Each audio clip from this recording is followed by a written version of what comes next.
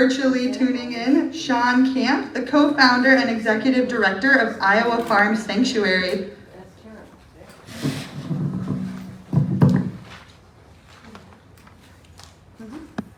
Shawn, can you hear us? I can hear you. Can you hear me? Wonderful, we can. I'm going to put you right in front of the judges, and then feel free to give your testimony. Oh, wait. There she goes. Oh, this cord. There. All right, can you hear us? Yep. Okay, this is a very fickle cord, but you're up on the screen. All right. I am a little long-winded, so I'm going to be going from my notes today so that I can, for the sake of time. All right, so as noted, my name is Shawn Camp. I am the co-founder of Iowa Farm Sanctuary, Iowa's leading farm animal rescue organization.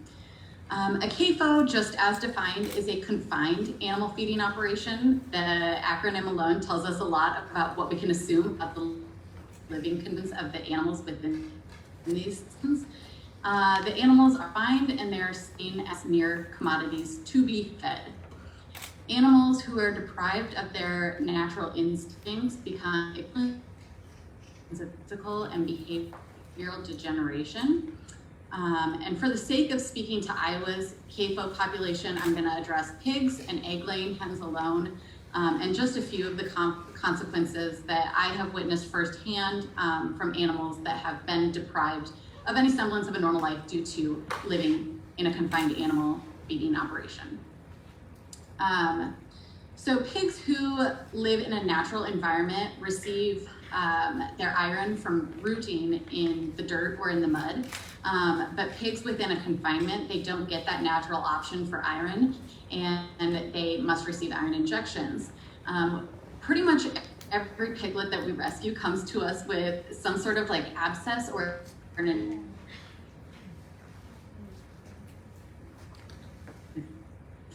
infection.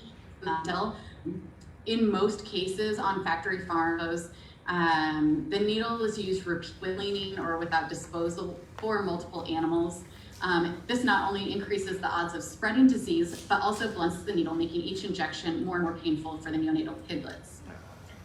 Our pig George, who fell off a semi on his way to slaughter, would repeatedly roll and unroll his tongue, which is a known physical that he had endured restricted animal welfare. You'll often see that documented not only in animals within CAFOs, but within zoos as well. George and Glitter are two pigs who became temporarily lame from living on the slated floors that you see within confined animal feeding operations. The floors are so that the urine and feces can fall through without having to be mucked like you would see on a regular traditional farm. And particularly terrible for a cloven foot animal like a pig. And these pigs, when they come to us from CAFOs, they're lame, and when they do stand, they have to tap from side to side to reduce the pain that was caused by standing on the floors. So they have this almost, it's like a trained behavior. They've had to do it their whole life. So when they come to us and stand on solid floor, they're shifting their weight as if they're still on a slated floor, reducing the pain. The floors also cause injury and death to the pigs. We have a pig named Hope who came to us after she became lodged in a floor. A sow stepped on her head and crushed her skull. She had to break her entire toe off in order to free herself from further harm. To this day, she still has a hole where you can see where her skull was broken, and she has and egg-laying hens, they're kept in complete darkness and often deprived of food for weeks at a time to allegedly increase egg production. The lack of sunlight and overproduction of eggs causes extreme nutrient deficiencies, which leads to a host of health issues. A lot of times we think that these hens just produce eggs, but that is not the case. They have to be stunted and stimulated and manipulated into producing the amount of eggs that are needed to keep up with a CAFOs need. Maureen is a hen who came to us when an egg CAFO was closing down. The farm was gassing upwards of 40,000 hens that they couldn't take to slaughter due to COVID. This was in 2020 when slaughterhouses were closed. The egg hen production was too low to be considered profitable for the farm, so they resorted to slaughter. And as a last-ditch effort to collect their final eggs, Maureen and 40,000 other hens were kept in the dark without food, and they were kept in pens that were about the size of an iPad, upwards of 12 hens per cage. Some had 10, 11, 12. When we arrived, there were multiple dead birds. There were also living birds that had their toenails were so long because they hadn't been tended to, they hadn't been able to get out of their crates. Their toenails had grown around the crates and they had to be cut out or left behind to be gassed. The dead birds were being cannibalized, which is very unnatural behavior for chickens. And all of them were temporarily blind upon rescue from being held captive in dark sheds. Due to the hormone manipulation, Maureen and all of her sisters that she was rescued with, their combs, the part on top of their heads, they were up to 4 times their natural size, which meant that they couldn't hold their own heads up to, and now that they're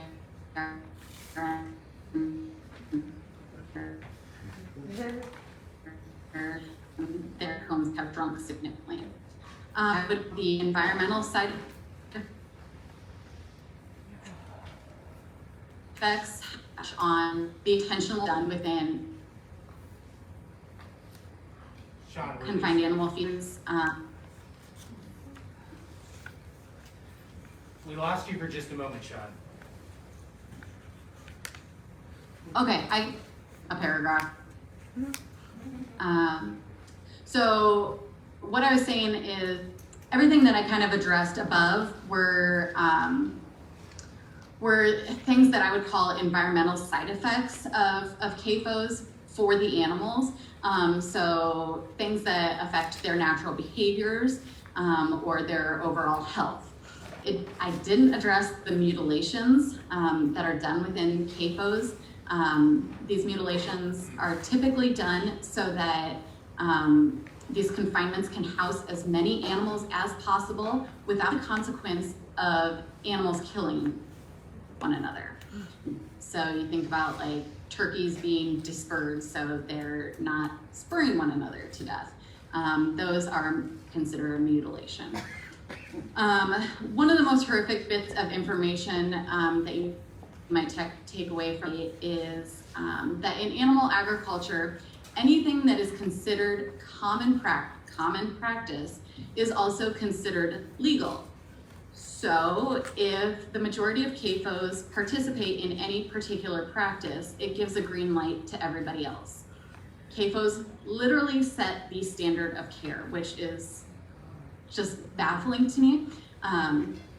This means that docking the tails of piglets without anesthesia, castrating male piglets without anesthesia, crushing piglets' skulls on the concrete, crimping their teeth, debeaking birds with hot blades, etc. are all legal simply because they are considered common practice. Of course they're going to be common practice if CAFOs are doing them, because CAFOs, as we all know, occupy some like 90% of where our food comes from now, where our meat comes from. A confinement where one of our piglets came from reportedly packs or pounds against concrete an average of 2,000 piglets per week just for being the runts. This doesn't account for sick pigs or those born with any sort of ailment. That's 2,000 piglets a week at one farm, and it is totally legal because it's common practice. My final thought here is, of the millions of farmed pigs and chickens in Iowa, they are rarely seen by us Iowans in daylight. Unless we have the heartbreaking experience of locking eyes with an animal on their freedom ride to the slaughterhouse, they are experiencing sunshine and fresh air for the first time in their abbreviated lives.